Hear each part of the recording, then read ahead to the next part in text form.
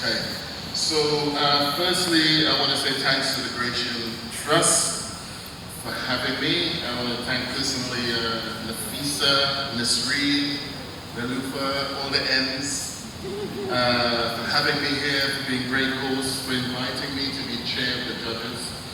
I also want to thank my fellow judges, Angeline Ondachi and Professor Ramya Jirasinghe, who were amazing to work with, who taught me a lot about Sri Lanka and made sure that I understood what everything I was reading was.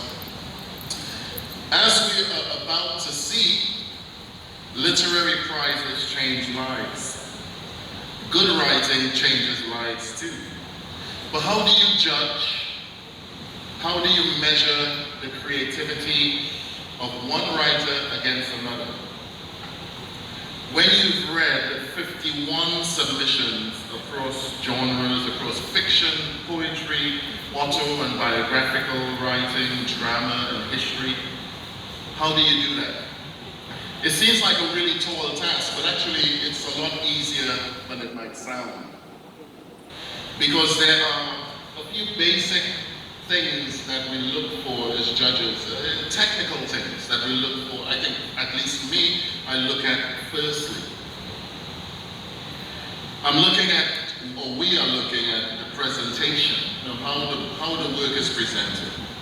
Spelling, evidence of thorough editing, correct use of grammar, the assured use of the elements of the craft, authenticity of a voice, the layout, the punctuation, the control of tone and language, a sense that the work speaks to other books. These things show that a writer is serious and is respectful of the craft and of the reader. We look for style, a singular voice. Can I identify the writer from the writing? This leads us to the other side of the equation, which is magic. The jazz pianist Errol Garner famously couldn't read music, and someone asked him, how do you get by? How do you manage to play and make all these records without being able to read music? And Garner famously said, no one can hear you read.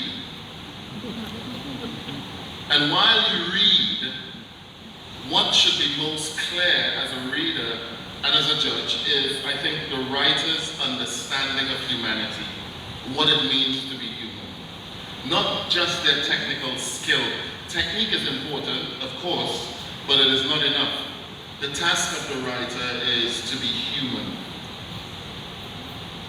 The most powerful writing is convincing, believable, and has an authenticity, a truth. The writer has a distinctive way of seeing the world, and while it is unique, it is also universal.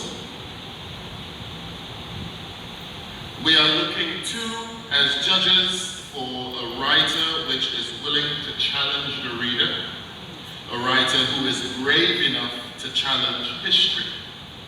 Especially important here in Sri Lanka, as in the Caribbean where I'm from, with its complicated histories of struggle. So in the submissions for the Gratiaen, we also looked for work that celebrated Sri Lanka's diversity and that told its untold stories. When a writer has been writing for many years, honestly and seriously, they begin to have an imperceptible control of the craft. And this, combined with a deep humanity and ambition that moves beyond them into the world, gives us something truly special. It gives us a book which becomes like a score, which transcends its time and context, which is crafted with a poet's sensibility and a historian's precision. It's a way of saying something in a way that has not been said before, but yet feels familiar.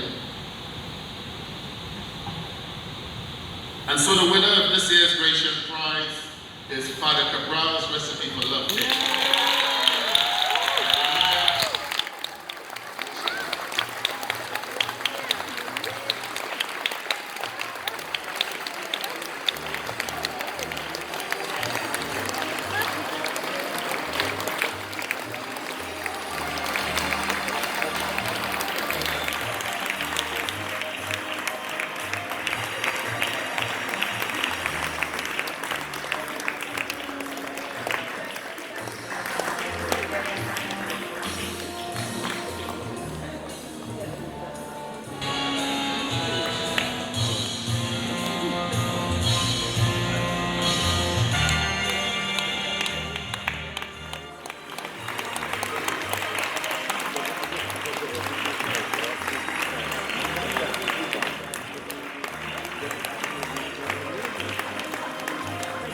Father Cabraal's recipe for love cake, ladies and gentlemen, the winner of the 31st Gratiaen Prize, Ramya Jirasinghe.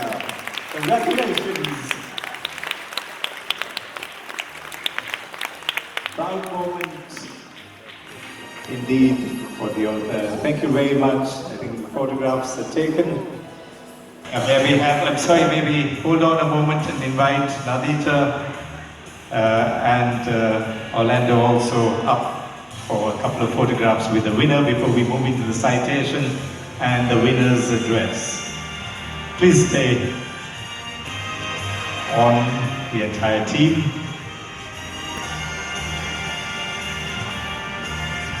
Thank you once again to the